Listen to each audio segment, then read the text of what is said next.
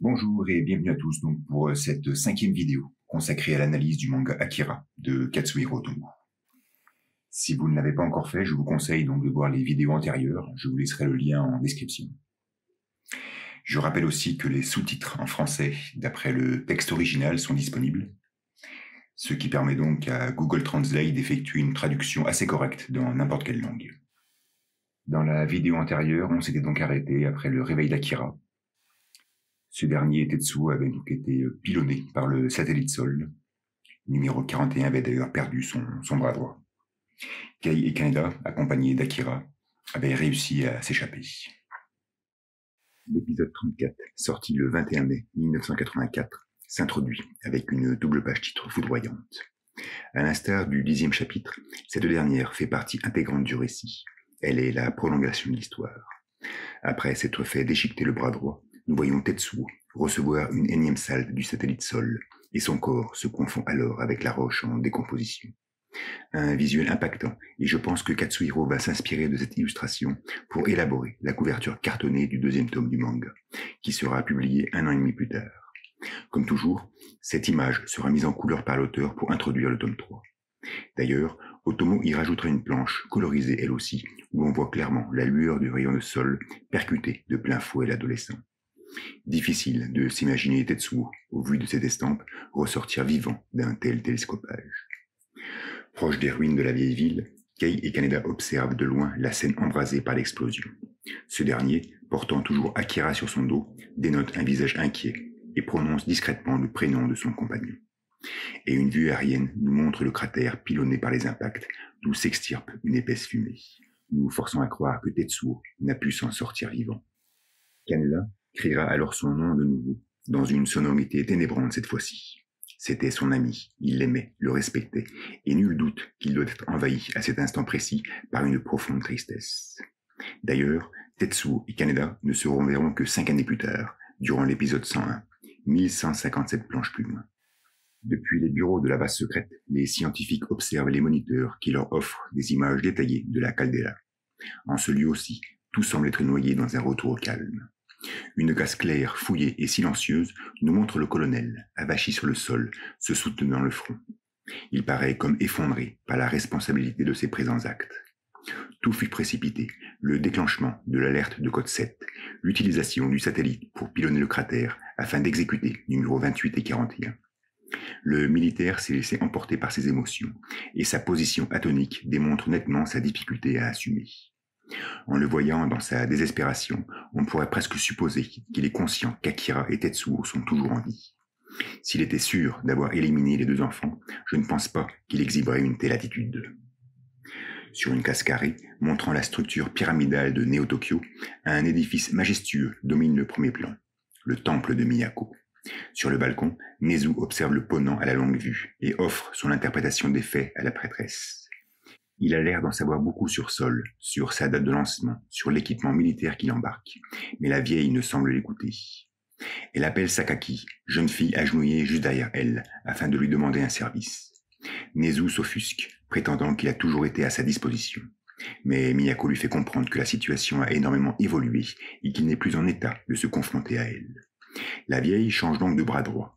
Après avoir utilisé Nezu pour enclencher le réveil d'Akira, même si à ce stade narratif il est difficile d'estimer l'importance de ses actes dans un tel accomplissement, elle prie à Sakaki de le ramener jusqu'ici. Elle n'en donne pas les raisons, l'ordre est simple et concis. Les 2 planches nous montrant Miyako marchant aux côtés de l'enfant concentrent surtout les dialogues sur la tristesse de cette première. En effet, elle s'excusera auprès de sa disciple de ne pas lui laisser la chance d'être une belle femme. La prêtresse enverrait-elle Sakaki au fourneau ? Il ne fait aucun doute que la vieille est consciente de la difficulté de la tâche. Elle sait que son élève ne ressortira pas vivant.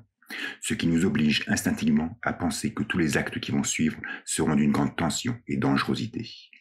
Mais cela n'affecte en rien Sakaki, qui console sa maîtresse et lui démontre de ce fait son entière dévotion. Ces 15 cases, joliment cadrées, nous révèlent à la fois la petitesse de Miyako, qui fait facilement une tête de moins que Sakaki, mais aussi toute son envergure spirituelle. Le personnage reste encore très mystérieux sur ses desseins, sur sa fonction au sein du récit, mais on parvient sans peine à ressentir toute l'influence qu'elle peut transmettre à ses proches. La vignette, où on l'aperçoit seule, dans une vue plongeante vertigineuse, nous fait transparaître toute sa fragilité aussi. Dans une ruelle exiguë, Kay refait surface en s'extirpant d'une bouche d'égout. Elle est surprise par le silence qui domine les lieux. Au coin d'un mur, elle observe et constate une ville déserte, baignée par un sentiment de ruine. Dans une avenue apparemment commerciale, quelques personnes sortent d'un magasin et saccagent les vitrines dans une ambiance de fin du monde. Kaneda fait surface à son tour. Il retire Akira de la bouche et se trouve soudainement face à une security ball. La machine donne l'air de l'examiner. L'adolescent reste sans voix. Puis la boule reprend son chemin. Kaneda, toujours baigné par ses mimiques loufoques, tente d'avertir Kay, mais la jeune femme lui demande de se taire. Ils observent l'acte de vandalisme dans une case où Otomo peut enfin se laisser aller à ses fantasmes, en mettant en scène des situations qu'il ne peut et ne pourra jamais contempler dans son Japon natal, que ce soit en 1971, 1982 ou même 2020. Les casseurs extériorisent leur rage dans un dessin sobre, sombre, mais tellement anarchique où la destruction est l'unique enjeu. Soudain, 5 security balls surgissent du fond de la rue. Elles s'arrêtent brutalement face aux saccageurs et leur infligent une décharge électrique, montrant une fois de plus que, dans ce néo-Tokyo futuriste, les exécutions sont sans appel. C'est seulement ensuite qu'elles donneront les raisons de leur exécution. La ville, en alerte de code 7, est placée sous la loi martiale et l'ordre doit être préservé. Kei se tourne alors sur Akira et tente de faire le rapprochement entre son récent réveil et cette soudaine situation d'urgence nationale. Après leur mission accomplie, les boules repartent. Kei et Kaneda en font de même. Sous une vue désolante des artères de la capitale, les portes des abris anti-atomiques s'ouvrent. L'alerte est levée et passe au niveau 6. Les habitants se retrouvent enfin à l'air libre et la ville va pouvoir se remettre de ce mini-chaos dans lequel elle fut noyée. Il est alors 16h37. L'après-midi du 16 avril 2020 arrive tout doucement à sa fin. Le chapitre 35 s'introduit avec une security ball. Cette dernière porte d'ailleurs le numéro de l'épisode. On remarque aussi que les katakana d'Akira apparaissent de façon très réduite. Durant les prochaines parutions, Otomo va s'essayer à différentes formes de présentation de ses pages-titres, usant de diverses typographies. Mais je souhaite surtout profiter de cette image pour ouvrir une grande parenthèse. N'ayant pas vu le film lors de sa sortie en France en mai 1991, je me souviens par contre très bien de la sortie de la VHS en location ou à la vente au début de l'année 92. Sur la jaquette, il était fièrement mentionné qu'Akira, le film, était une œuvre cyberpunk.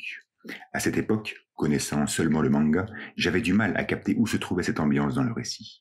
Mais le terme était en vogue, à la mode. J'ai donc interprété ceci comme un frémissement au sein du courant. Cependant, presque 30 années après, Akira est toujours décrété comme tel. Et 30 années après, je ne comprends toujours pas pourquoi on le qualifie comme tel, surtout que la mode est passée. Le cyberpunk confronte l'homme et la machine au travers d'une relation tellement ambiguë qu'il devient difficile de discerner l'un de l'autre. Dans un tel univers, les intelligences artificielles et humaines sont tellement semblables que l'on ne sait plus qui est qui, ce qui provoque un malaise existentiel tel qu'on peut le ressentir à la lecture d'Appleseed ou de Gun. Dans Akira, il n'y a pas d'IA, il n'y a pas de machine. Ou si, il y en a, ce sont les security balls. Mais la relation qu'elles entretiennent avec l'humain, tout comme celle que l'on peut observer dans les premières pages de cet épisode, avec ces enfants qui tâchent de grimper dessus, ne dégage aucune ambiguïté possible. Durant toute l'histoire, hormis bien plus tard lorsque le colonel va converser avec l'une d'elles, cette scène est la seule qui met en relation l'homme et la machine, et je ne pense pas que cette relation soit suffisamment intense ou douteuse pour affirmer qu'Akira est un récit cyberpunk. Soit, l'œuvre présente un monde empreint de violence et de pessimisme. Il est lugubre, parfois ironiquement grinçant. Ces personnages sont des anti-héros, des abusés, cyniques et cupides. Mais il manque le plus important, la machine. Il est incontestable qu'Akira est une œuvre de science-fiction. C'est une œuvre punk, mais plus liée à l'anthropologie, à la psychologie, à la biologie et à la génétique, plutôt qu'à la machine. Donc non, Akira n'est pas cyberpunk. L'œuvre culte d'Otomo ne positionne pas l'homme face à sa technicité, à ses technologies ou à son progrès. Elle le positionne face à lui-même, ce qui en fait un récit indubitablement plus déchirant et profond. Voilà pour la grande parenthèse. Les jeunes mômes sur la machine se font alors disputer par 2 soldats zoulant dans le coin. Ils décarpissent en vitesse, laissant paraître une attitude bien rebelle pour leur âge. Les militaires restent auprès de la boule et conversent. L'un d'eux nous apprend que ces machines sont capables de résister à une attaque nucléaire et aux radiations, ce qui prouve que la phobie atomique est toujours très présente dans ce Japon de 2020. Depuis les hauteurs des appartements, nous voyons Chiyoko observer la rue au travers d'une fenêtre. Les 6 cases qui nous la dévoilaient au début de l'épisode 26 ne laissaient en aucun cas paraître sa future importance. Mais la retrouver de nouveau sur scène, en ce moment même, nous confirme bel et bien que son rôle sera primordial. Chiyoko va être une véritable mère protectrice pour Kei, d'un soutien permanent, une conseillère avisée et lucide. Elles ne se quitteront plus jusqu'à la fin du récit. Kei l'appelle d'ailleurs Oba-san, qui signifie tante en français, à ne pas confondre avec Oba-san, qui signifie grand-mère. Cependant, on ne saura jamais s'il existe une relation parentale entre ces deux personnages, même si je pense que Kei la donne ainsi par pure affection. Dans la cuisine, Kaneda est toujours en train de boustifailler comme un bougre, mordant du regard son bol avec appétit. Nous ne connaissons pas grand-chose sur le passé proche et lointain de l'adolescent, mais le fait de le voir sans cesse s'alimenter prouve qu'il a dû manquer de beaucoup de repas. Kaneda a donc dû avoir faim durant son enfance, et l'hystérie dont il fait preuve à la vue d'un plat nous le démontre sans difficulté. Kei, quant à elle, est accroupie près d'une porte et semble fixer Akira qui dort profondément. Chiyoko lui apprend que la ligne téléphonique est coupée, ce qui préoccupe la jeune femme, toujours inquiète pour Ryu. Sur le pinacle d'un building du centre-ville, un conseil extraordinaire est levé. Les politiciens, liés de près au projet Akira, se chamaillent sur cette présente situation. Leur désarroi est total, d'une part parce que le projet n'est plus top secret, les médias s'étant accaparés de l'histoire, mais aussi par tous les dégâts matériels causés par l'alerte de code 7, qui aurait coûté la vie à 370 personnes. Le colonel est assis, en dehors de l'assistance. La courbure de son dos évoque cet effondrement qui le caractérisait dans la base secrète. Mais ses yeux sont fermés, il semble pensif, et en une case, il les ouvre, laissant paraître un regard rempli d'assurance et de détermination. Il démontre, dans cette simple esquisse, et avec grande facilité, qu'il est toujours doyen de la situation, qu'il possède ce contrôle qui lui est si cher. Et la vignette, nous le montrant de dos, face à cette cacophonie, ne fait qu'affermir cette maîtrise de soi et de ses actes dont il est tant épris. Dans une sorte de palais de justice, le chef de l'armée doit répondre de ses actes. L'usage du satellite militaire et le déclenchement de l'alerte de code 7. Il s'en sort habilement, prétextant des avaries informatiques et accusant une force radicale cherchant à créer un effet de panique. C'est alors qu'on envoie Nezu dans l'assistance, prouvant de ce fait qu'il représente bien cette force perturbatrice. On pourrait donc en conclure que les actions du petit rat, au travers de son organisation antigouvernementale, avaient des fins politiques. Ce dernier aspirait bel et bien à renverser le gouvernement en place pour s'emparer du pouvoir. Et son rapprochement avec Miyako n'était là que pour donner un air mystique à sa quête. À la sortie du palais, le colonel se fait harceler par des journalistes qui le questionnent surtout sur le projet Akira. Le militaire suit son chemin sans répondre. Nezu observe la scène depuis son officine. Soudain, le téléphone sonne. Kei est au bout du fil et souhaite discuter avec le politicien. Le petit rat transpire et elle lui parle d'Akira, lui dit qu'il est avec elle et propose de le rencontrer. Là, j'ai personnellement beaucoup de mal à comprendre l'attitude de Kei. Pourquoi contacte-t-elle Nezu? Elle ne le connaît pas, ne l'a jamais croisé. Comment s'est-elle procuré son numéro de téléphone? Pourquoi ne patiente-t-elle pas afin de trouver Ryu et de prendre une décision à ses côtés? Beaucoup de questions qui me font penser qu'Otomo s'immisce ici dans une facilité scénaristique, même si ce qui va suivre me contredira. Mais, à ce moment précis de lecture, l'incompréhension de l'acte de Kei reste manifeste. Dans tous les cas, Nezu jubile, révélant encore une fois toute sa félonie. À bord de sa limousine, le colonel pique une petite crise. Il désire maintenir la loi martiale, afin de se donner le temps de trouver Akira. Là aussi, je trouve très bizarre que le militaire ne mentionne pas Tetsuo. Pense-t-il que ce dernier est mort? C'est bien cette impression, visiblement, qu'il souhaite dégager. Une Kei qui en impose sur la page titre de l'épisode 36. Avec ses lunettes et ses mains dans les poches, elle dégage une certaine assurance. On remarque que le titre est maintenant écrit en romaji, avec une fonte de type Broadway. Le nom de l'auteur est toujours en kanji, mais dans un style très typographique. Sur un pont enjambant une autoroute, on la retrouve, patientant. Elle est rejointe par Nezu. Du haut d'un modeste édifice, nous voyons Sakaki dominer la scène. Nul doute que pour accomplir sa tâche, cette dernière a décidé de suivre le petit rat. Et c'est finalement pour ça que Kei a pris contact avec lui, et non avec Ryu. Elle observe. Nos deux protagonistes conversent. Kei raconte son épopée dans la base secrète, mais Nezu la joue rapide et demande à la jeune femme de lui apporter Akira. Elle accepte, sous l'oreille attentive de Sakaki, qui sait maintenant où trouver le numéro 28. Nezu laisse une carte à Kei. Dessus y figure l'adresse où elle devra se rendre. Décidément, le politicien est très prudent en ne mentionnant oralement cette dernière. On pourrait presque croire qu'ils se sont observés à cet instant précis. Preuve, peut-être, qu'il ne fait nullement confiance en Miyako. Au dépourvu, la jeune femme lui demande s'il a reçu des nouvelles de Ryu. Il répondra par la négative. Kei repart, se plongeant dans l'agitation urbaine, avec cette même démarche nonchalante comme à chaque fois qu'elle pense à son compagnon. Au sein du QG de l'armée, le colonel monte les marches paisiblement afin de rejoindre Takashi, Kyoko et Masaru. Il questionne alors numéro 25 pour savoir si Tetsuo est toujours en vie. Quand même, cela me semble bizarre que le militaire ignore à tel point celui qui devait contrôler Akira. Mais Kyoko lui répondra d'un air posé. « Je ne peux pas dire. Que faut-il comprendre par cette répartie ? Avec la connexion passée qu'entretenait numéro 41 et les autres mutants, il est difficile de croire que Kyoko, elle, qui l'avait mentionné pour la première fois comme s'il le connaissait de longue date, ne puisse savoir s'il est en vie ou non. Elle doit le savoir, mais ne veut le révéler. Soit pour ne pas perturber le colonel avec l'adolescent et se concentrer uniquement sur Akira, soit pour le préserver. Mais si elle souhaite préserver Tetsuo, quelles en sont les raisons ? Le militaire lui émet alors sa deuxième question. Où est Akira ? Kyoko lui offrira la même réponse. Numéro 25 sait donc qu'Akira est réveillé. Elle sait qu'il est en vie, mais n'est apparemment pas capable de le localiser. Et Masaru justifiera sa consoeur en prétendant que numéro 28 a les yeux ouverts, mais qu'il ne peut pas encore voir. Les mutants supplient alors le colonel de les laisser sortir pour chercher Akira. C'est l'un des leurs, et ils veulent le revoir. Le militaire se sent rassuré. Sa venue en ce lieu était tout justement pour leur demander ce service. Le soir bien entamé, Kei retourne dans sa demeure. Elle sursaute, faisant valser les reflets lumineux de ses lunettes. Elle a l'impression d'être suivie, mais se tranquillise. À l'intérieur, elle retrouve Kaneda, toujours en train de se goinfrer. Dehors, divagant d'un pas lent et silencieux, Sakaki s'immisce dans la ruelle exiguë. Nous revoyons ensuite Nezu, qui pénètre dans ses appartements. Ryu est là, à l'attendre. Il est alors bandé de toutes parts. Il tâche de raconter ses altercations vécues dans la base et prétend savoir où se trouve Akira. Le politicien ne porte que peu d'attention à son discours et lui fait comprendre que l'organisation a changé de plan.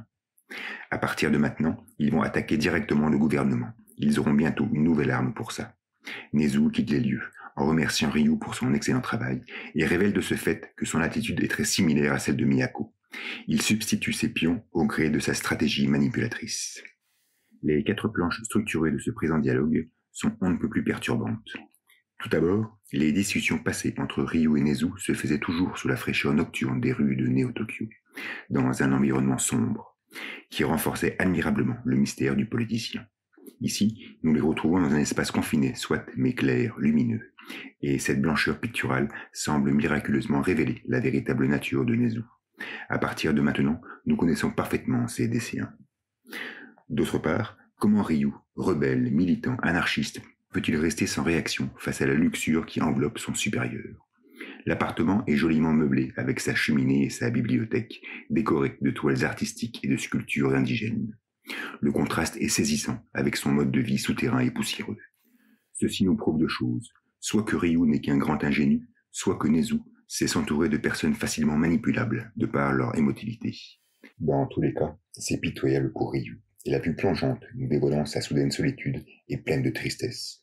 Elle évoque même sa prochaine décadence. Nous retrouvons ensuite Kei discutant avec Chiyoko sur ce fameux rendez-vous. Kaneda feuillette un magazine et fait mine d'être absent. Là aussi, on pourrait presque parler d'une baisse de protagonisme pour notre jeune héros. Il n'a plus la même prestance des premiers épisodes. Lui, qui semblait toujours en retrait des préoccupations tangibles qui l'entourent, est maintenant placé au second plan, à l'écart des conversations sérieuses. À l'étage, Akira dort profondément. C'est alors que Sakaki, toujours très silencieuse, entre dans la chambre et embarque l'enfant avec elle. Dans les toilettes, Kaneda urine en susurrant une mélodie. Il entend soudain du bruit, monte les marches et aperçoit Sakaki qui prend la fuite avec le môme. Il est tout à coup éjecté par une force inconnue et s'effondre en bas de l'escalier. Sakaki est déjà sur les toits. Elle traîne Akira. Kei rejoint Kaneda, flingue à la main, s'imaginant avoir affaire à une bande armée, mais le jeune lui affirmera que ce n'est qu'une fille. Chiyoko entre alors en scène, en contre-plongée. Elle porte une mitraillette en bandoulière. Elle doit avoir le pouvoir. Une ambiance très new-yorkaise pour introduire ce 37e épisode. Une nouvelle police a été utilisée pour écrire le titre, et l'auteur se présente maintenant, lui aussi, en Romaji. Plongée dans la nuit profonde, Sakaki poursuit son échappée avec Akira. Elle est soudainement surprise par une security ball qui lui rappelle la maintenance du couvre-feu. Visiblement, lors d'une alerte de code 5, les machines de l'armée semblent plus prévenantes. Une case lumineuse et contrastée nous plombe alors toute la tension du moment. La boule lance une décharge sur Sakaki, générant un véritable chaos sonore dans l'obscurité. Mais la disciple de Miyako parvient à esquiver les tirs et, par des sauts répétés, s'éloigne de l'engin. Elle porte Akira dans les bras. Otomo retrouve ses bases. Il fait succéder les cadrages cinématographiques, noircit les vignettes de 1000 lignes et nous plonge aisément dans une ambiance frénétique et vivace. La Security Ball prend en chasse la jeune fille et la rejoint rapidement. La seconde salle sera la bonne. Sakaki est touché, s'écroule à terre et laisse tomber numéro 28. C'est alors que Kaneda entre en scène, un parpaing dans les mains qu'il propulse sur le canon de la boule. Glissement expéditif sous l'engin et Chiyoko mitraille la machine qui explose brutalement. Plus de traces de Sakaki. Depuis un véhicule de l'armée, un soldat fait l'état des lieux à son supérieur. Il lui énonce quelques problèmes banals et lui fait part d'une situation étrange. Un gamin, le bras esquinté, serait allé dans un hôpital se faire soigner. Il aurait refusé de montrer sa carte d'identité. Par ce simple rapport, on prend donc conscience que Tetsuo est bel et bien vivant. Le soldat reçoit ensuite une alerte de la Ball 95 qui aurait été détruite. Il demande du renfort. On retrouve alors nos amis, près de cette sphère en flammes. Sakaki, qui finalement tient toujours Akira par la main, poursuit son échappée. Soudain, baignée par un jeu d'ombre épuré et stylisé, elle se trouve face à 5 Security Balls qui tâchent de l'encercler. De leur côté, nos 3 compagnons tentent de retrouver la jeune fille, mais ils se font illuminer par les projecteurs d'un véhicule de l'armée. Des soldats les admonestent, et Chiyoko fait parler la mitraillette. Tout va alors très vite. Poursuivis par les militaires, ils amorcent une course frénétique et revoient Sakaki, protégeant Akira des machines de guerre. Dans leur élan, ils plongent à terre, et le véhicule de l'armée tamponne de plein fouet la boule numéro 18. Cette dernière roule, fonçant droit sur Sakaki, qui tente d'écarter Akira, qui, lui, reste impassible, alors que la jeune fille se fait percuter la tête et s'écrase au sol. Chiyoko poursuit son mitraillage sur les soldats, les éliminant apparemment tous, et une explosion retentit, amorçant le début d'un incendie. Kaneda éloigne le mutant en le portant dans ses bras. Tout le monde est sain et sauf, et admire comment les Security Balls éteignent les flammes. Une fumée lourde s'élève ensuite au-dessus de la périphérie urbaine de Néo-Tokyo.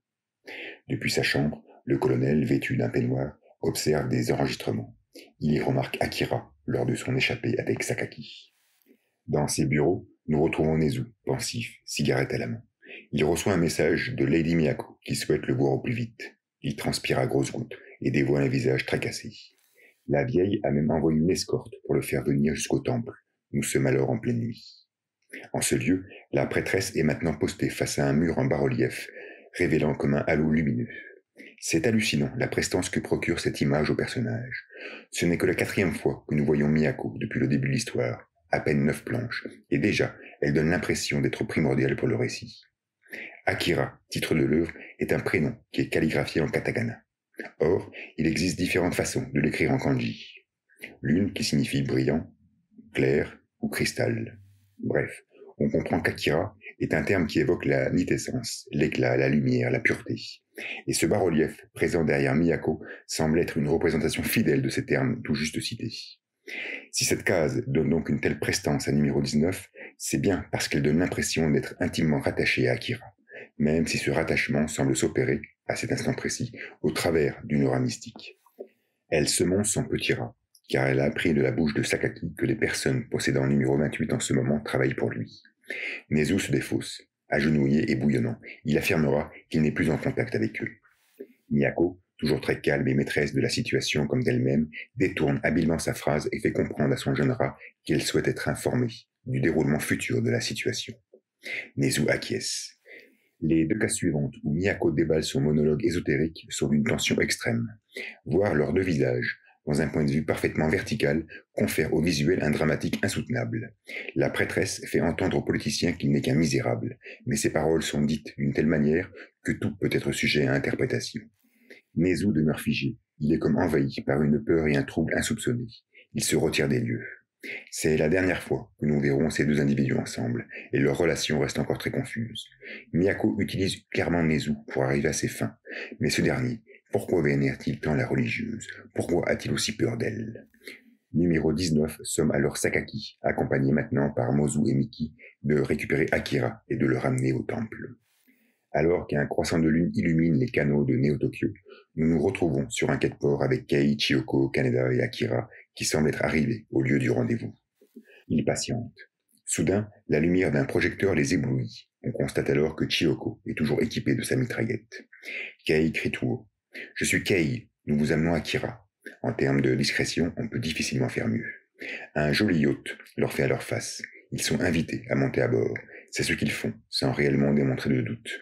Nezu a eu un petit problème et il ne pourra être là qu'en matinée. Au jour suivant, le colonel assiste à une session extraordinaire. Il souhaite la réactivation de l'alerte de code 7 et qu'on lui rende les pleins pouvoirs pour retrouver Akira. Mais apparemment, ce dernier a été officiellement décrété mort lors de l'attaque de sol et ses demandes seront vaines. Le militaire quitte l'assemblée avec rage. Il est persuadé être à l'aube d'une catastrophe et souhaite se réunir avec tous les leaders des corps d'armée afin de préparer son coup d'État. Le colonel désire récupérer le contrôle au plus vite et il usera de tous les stratagèmes pour y parvenir. Ce qui ne fait que renforcer sa bravoure, car il est prêt à aller à l'encontre des institutions pour préserver Neo-Tokyo et ses habitants. En pleine mer, Nezu est enfin arrivé sur son yacht. Il s'entretient avec Kei qui, elle aussi, ne semble pas perturbée par l'ostentation dont fait preuve le politicien. Ce dernier souhaite faire des examens sur Akira afin d'être sûr que c'est bien lui. Kaneda et Chiyoko sont dans une autre pièce à attendre. Le premier réclame à bouffer. Toujours dans une composition stricte et claire, Nezu embarque au numéro 28 dans son hélico et demande à ses hommes d'éliminer les 3 jeunes. Il prend place aux côtés du mutant et démontre une exubérante jubilation. Les 19 planches de l'épisode 39, sorti chez Young Magazine le 20 août 1984, sont sûrement à prendre au second degré, comme un chapitre détente de la période estivale, même si la page titre nous montre un Nezu voûté par sa scélératesse. Depuis les hublots du yacht, Kaneda observe l'hélico s'éloigner. Ce dernier semble déjà envoûté par le tangage du bateau.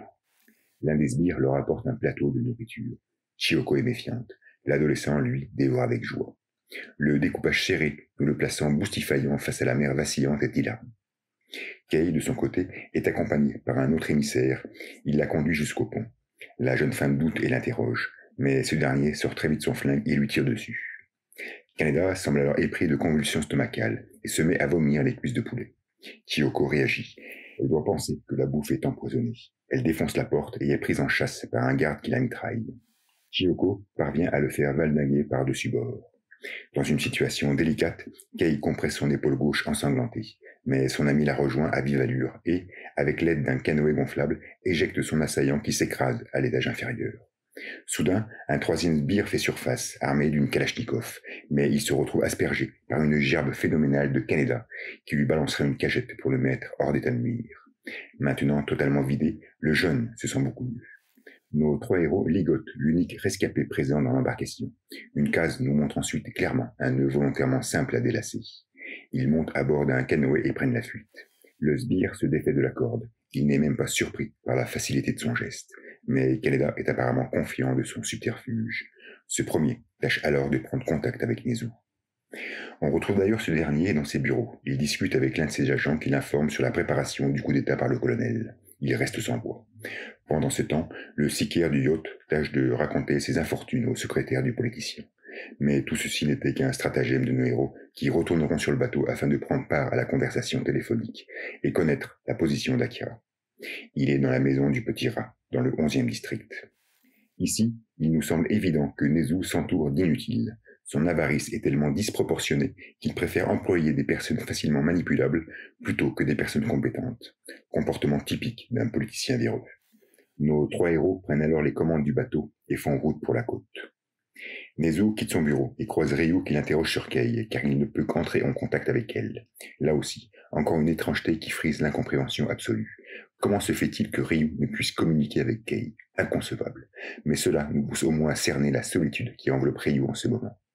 Le petit rat lui rétorque par la négative et, dans un excès de colère, lui assène un violent coup de canne pour le renvoyer chier. Nezu ne supporte pas les questions indiscrètes. Il est habitué à commander, à diriger, non à répondre. Sa soudaine réaction est celle qu'il doit appliquer lorsqu'il se trouve confronté à une personne capable et compétente. Car oui, Ryu est compétent, et même s'il semble totalement hors sujet, il nous a toujours dévoilé un acharnement sincère dans ses actions et une vivacité d'esprit non négligeable. Le politicien monte dans sa limousine et quitte les lieux, sous l'observation de Sakaki, Mozu et Miki. Dévalant à toute vitesse les rues de Neo-Tokyo, il se retrouve très vite face à un barrage de l'armée. Le véhicule s'arrête. Un soldat demande au conducteur son autorisation pour circuler en plein couvre-feu. Un autre observe Nezu par la vitre et semble le reconnaître. Le politicien transpire. Il ordonne alors à son chauffeur de faire marche arrière. Ce dernier, maniant parfaitement bien son embrayage, s'exécute et fait un rapide demi-tour, ce qui permet à Otomo de redonner aux faisceaux de lumière leur exubérante divagation, conférant à sa composition la magie de ses débuts. Nezu est pris en chasse par des soldats en sidecar, qui le mitraillent sans retenue, mais son pilote, muni d'une grande expérience, arrive facilement à s'en défaire. Au coin d'une rue, Ryu est témoin de la traque et comprend que quelque chose de grave se prépare. Il enfourche sa bécane et décide de le suivre. Du haut d'un modeste édifice, Sakaki et ses compagnes observent la scène dans son ensemble. Elle donne alors l'impression de disparaître dans les cieux nocturnes.